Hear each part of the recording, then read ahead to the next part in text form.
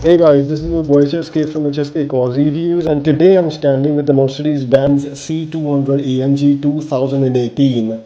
Before I start with the video, give me a thumbs up and smash that subscribe button because each of you who subscribes helps me in bringing you more of such car reviews. Now this is a sedan which comes equipped with a mild hybrid 48 volts motor. It has a 2-liter 4-cylinder 9-speed Tronic rear-wheel drive engine with 184 horsepower and a torque of 170 Newton meter. It has dual transmission, which means you can use the paddle shifters as well on the two ends of the steering wheel to switch to manual transmission, which basically only adds to the power of AMG engine. The car has a combined consumption of 5.3 liters per 100 kilometers with a top speed of 237 kilometers per hour. The fuel capacity on the car is 41 liters, which is not too much as I might have thought. With the adaptive suspension set to sport mode, the C200 turns in quickly and changes direction without feeling unsettled. Plus, the engine gives a modest but honest ground on throttle that feels energetic. The adaptive dampers are firm when backed off to comfort but still soak up most road imperfections and bumps. It comes equipped with 19-inch rims with two separate low profiles for the front and the rear tires. The front is a 225/40 and the back is 245/35. The car comes with LED headlights. If we take a look at the front, the crystals that sit right on the top of the lights and the line that cuts the headlamp in the center offers a beautiful eye styling to the car. Now, I personally like the front of the car as you can see a broad logo in the middle and aggressive two-line grille in between. The extender, which has the broad and aggressive air vents on both sides, complement the area above them quite gracefully. Then there is the Mercedes logo that sits on top of the hood. Here you can see the curve which passes right between the hood and gives it that sporty exterior look. We move to the left side of the car where now I show you the wheel arch and the wheel. The default rims on the C200 AMG are star shaped with AMG written on one end of the rim. There you can also see the broad caliper with Mercedes-Benz on it. Thanks to the AMG styling which adds these features as icing on the cake on this car. You can see the side skirts which is a curve across the body sides. This is a look at the side mirror. Since this version comes equipped with the sunroof also called panorama, I give you a glimpse of it from the top. The tinted color blends with the silver color on this car. It is a treat for the eyes guys. Now a rear shot from the side and then we move to the rear part of the car. I personally have been a fan of the rear light styling with the arcs passing through the lamp, which when glows in the dark gives it a nice styling. Here we have the C200 logo and again this is how the rear looks. The Mercedes logo in between and the rear is simple yet elegant. As compared to the front, the rear gives a comfy and standing look. The extender has the two exhausts covered with rectangular muffler tips which also looks impressive. You can also see the parking sensors. This is how the rear window looks like. As we move towards the other side, you can see the fuel opening lid which you can just open by tucking your hand over it. And then a quick look from this side again. I have opened the driver door. If you see the door, it has the silver border on the top side, which has the speaker and the seat heater just by the side of the speaker. Here we have the window and side mirror control panel, followed by the door opener, which also has the door unlock buttons. Under it, you can see the door handle, which has those double stitches all across. The door pocket also has good enough capacity to keep a few things that you might have to keep. We can see the Mercedes-Benz written on the entrance of the door, the air vent to the left and the beam adjustment knob here. Since this is an automatic transmission primarily, so you can see the brake and accelerator pedals there, and this is the shot of the inside. You can see there are the seats and rear quality. Now I give you a view of the rear door from the outside. The window opening button, the door handle, the speaker. Again a view of the rear inside compartment from the outside. Now this is the key to the car which has the door lock and unlock buttons and also button to open the trunk. We'll just for a change, I open the trunk manually and there we go. You can see how the trunk looks from the inside. You have the warning triangle here which is tucked in the roof.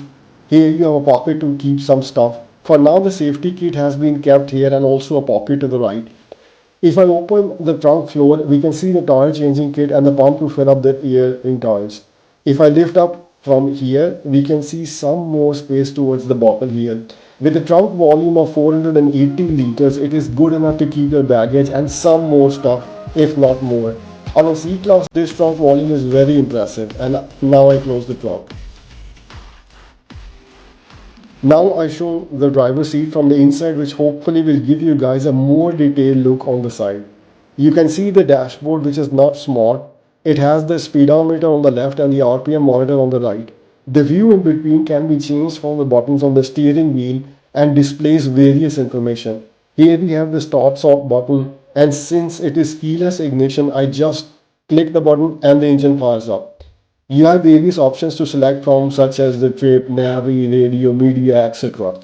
The lever to the right of the steering wheel is the gear mode changer. So you can move from parking to drive by moving the lever down and so on. If you see the steering wheel, it is quite well balanced top down where the logo sits in between, and since it is AMG styling, you can see a flat bottom which is attributed to sports models. Quite nice and firm grip, and the steering can be controlled literally with a finger. It is that easy and comfortable. The MBUX and the virtual dashboard screen control buttons are aligned to the left and right hands. Also, the shape towards the bottom from the center, which has this silver colored hollow button, also gives the steering a very eye-catchy look.